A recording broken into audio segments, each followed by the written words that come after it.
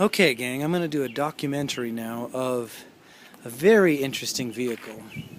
This is an Oldsmobile Cutlass Sierra, and it comes from 1991. It was made in 1991, and I bought it 10 years ago. And the first thing to know about this vehicle is that this engine, which is underneath this hood, has been absolutely blessed by God in an amazing way.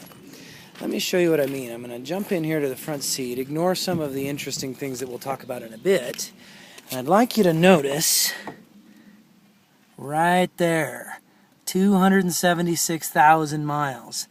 And I have not put that much money into it at all. This machine has been blessed by God. It just keeps running, and I'm very, very thankful. Now, that being said, it's actually a fairly interesting vehicle for a number of reasons. Let's take the exterior first. Okay, if we look at the exterior of it, you'll notice that there's a significant amount of rust and stuff that's missing and that kind of thing, which makes it look like it might not be quite the car that I just described. Hubcaps, no, long gone, for sure. If you'll notice, there's a dent there in that door. That was where one friend backed out of his garage and hit it. And then if we go to the other side, you'll see there's another dent in the side. In fact, this one actually causes the side panel to be missing. And that's where a separate friend backed out of their garage and hit it. So two different good friends, of course, over the years. Now, I'd like you to notice also then, as we comb the outside of it, you'll see how, yeah, there's missing paint, sure, but this little guy right here is kind of clever. This one's been, sort of sticking up like this lately. That's been an interesting thing to drive down the road with. I was able to actually kind of cram it back in a little bit better today, so it didn't look quite as bad, so that was cool. I just didn't want to, really look bad or whatever. Now, if we get into the inside, this is where the real character of this vehicle actually comes out.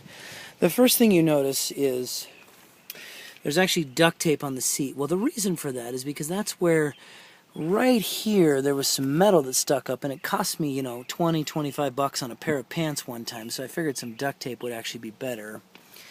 Then if you look this over here at the door, this is where I had to sort of duct tape and super glue this bad boy back on, and so what you see around the edge is that not looking too good there. Let's jump into the inside here. One of the most interesting things is this entire front panel just really wobbles, and this guy sort of pops out as you go down the road, so that's kind of an interesting one. Danny spends a good bit of his time when he's sitting in the front seat actually popping that back in. It's sort of similar actually to this guy over here on the side. This kind of pops out. You can see it here, and so you just kind of pop it back in. It's good to go. One questionable feature lately has been this seat belt. As you can see from the seat belt, it's sort of missing a big portion of it. Now, it actually still latches. If you watch this, I'm going to pull the seat belt over and latch it, but it's questionable as to how well that's going to hold in an accident. It still feels kind of solid, but, I mean, really, at the end of the day, that piece of plastic definitely makes you feel better. Okay, also like you to notice, I'm going to take you up now to the top, the ceiling. If you look up on the ceiling with me, you'll notice there's actually holes and stuff like that, and notice pins. Like, that's actually a little pin. I don't know if you can see that right here, and there's other, there used to be other ones anyway. I had to take them out. Well, that's because this stuff sort of from the ceiling would kind of come down off the ceiling, and it made my hair fluffy on the way to work. So I had to pin it back up there so my hair wouldn't get fluffy on the way to work. Notice also this nice crack here in the windshield. That happened, on a Colorado day where it got cold and then warmed up. It's that kind of thing in Colorado. There's a nice rust touch here right above the stereo, which, sort of barely works now. But that rust is kind of nice. And then if you look down here, there's a 10-disc CD changer that doesn't actually work anymore.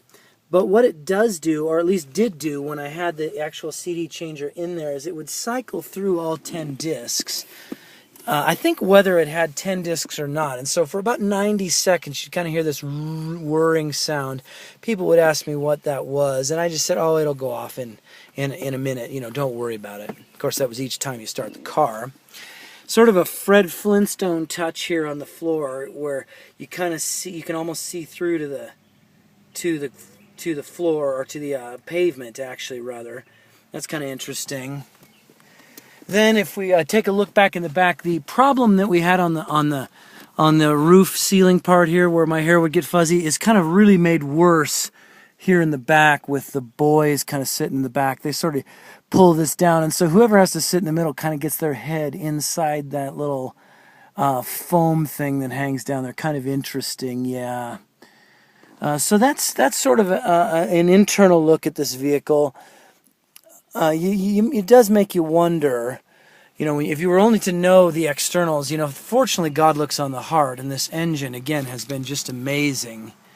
But externally, it really doesn't look like that.